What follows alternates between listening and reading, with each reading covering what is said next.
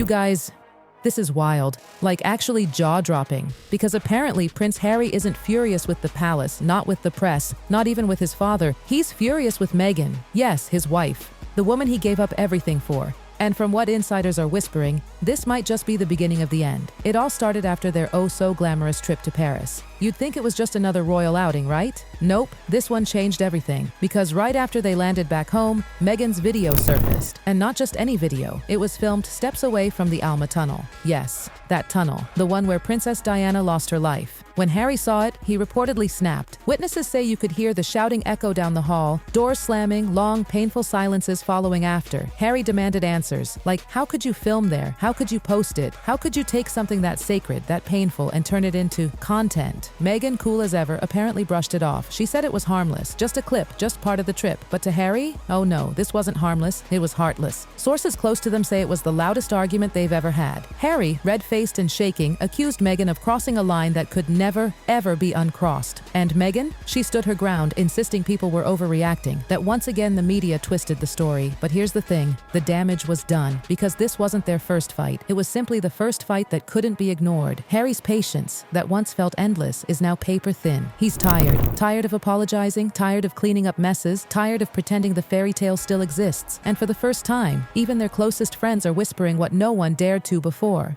That maybe, just maybe, this royal love story that defied a kingdom is collapsing under its own weight.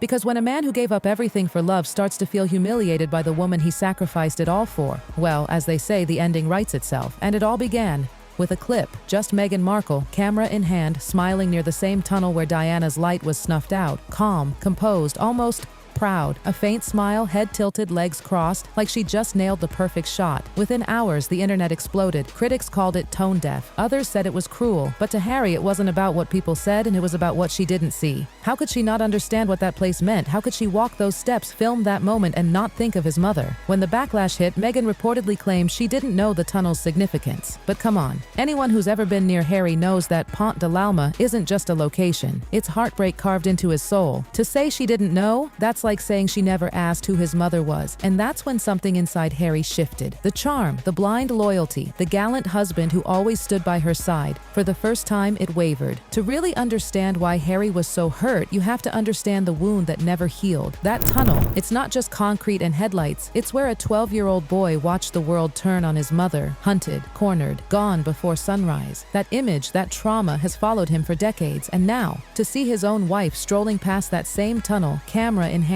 smiling, it felt like betrayal carved in film. When the criticism poured in, Meghan reportedly tried to justify it. She told him it was a symbolic act, a way of healing, of reclaiming that painful space emotionally. She said she wanted to help him walk out of the tunnel, both literally and metaphorically. But here's the thing, symbolism doesn't heal trauma when it's filmed for likes. For Harry, it didn't feel therapeutic. It felt like exposure. The very thing he's been running from since 1997. And what stung most? It wasn't his choice. And that's where it all crossed the line. Because Meghan didn't just touch a sensitive subject, she crossed into his past, into the one place no one, not even the royals, ever dared to touch. Diana's graveyard of memory. For Harry, that's unforgivable. Not because it embarrassed him, but because it made him question something deeper. Does he even know who his wife truly is anymore? And that's when people started whispering about Meghan's pattern. Because let's be honest, this isn't her first love story that ended in ashes. Her first husband, Trevor Engelson, stood by her side for 11 years. He believed in her dreams, supported her career, and then one day she just walked away. No big fight, no tears, just silence and distance. Then came Corey Vitiello, the Toronto chef. A steady relationship, warm, normal.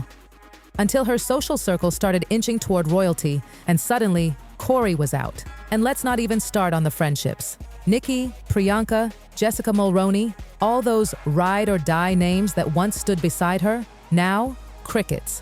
Deleted, unfollowed, erased from the glossy narrative. Every time Meghan outgrows a person, a place, or a purpose, she reinvents herself. From Hollywood hopeful to royal duchess, from duchess to global brand. And now, insiders whisper, the cycle has reached Harry himself. Because Meghan doesn't fall, she transitions. She doesn't crash. She evolves. And when she does, she leaves no trace of the life that came before. And this chapter? It's starting to look like it might be the final act of the royal romance. Harry, the knight, the rescuer, the rebel prince, may soon become just another stepping stone in Meghan Markle's grand evolution. Because let's be honest, The woman always lands on her feet, even when the ground beneath her is shaking.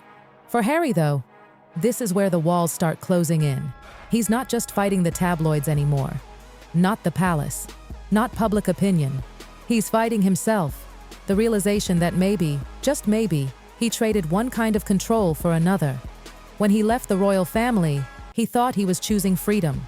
But freedom shouldn't feel like this. Not tense, not performative, not exhausting.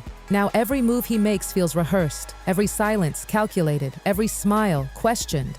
Those who've seen him lately say he looks haunted. He doesn't laugh the same way anymore. And when he smiles, it doesn't reach his eyes. He's starting to wonder, when did his life become a series of talking points? And the most painful thought of all, does Meghan still see him? Or just the brand he represents? Behind the gates of their California estate, the truth is messier than ever. The arguments, more frequent. The reconciliations, shorter. One friend said it perfectly. He's not angry because she embarrassed him. He's angry because he finally realizes how much of himself he's lost. And when a man reaches that point, there's no going back. The Paris video may have been the spark, but now, this is the fire. Slow, quiet, and spreading fast.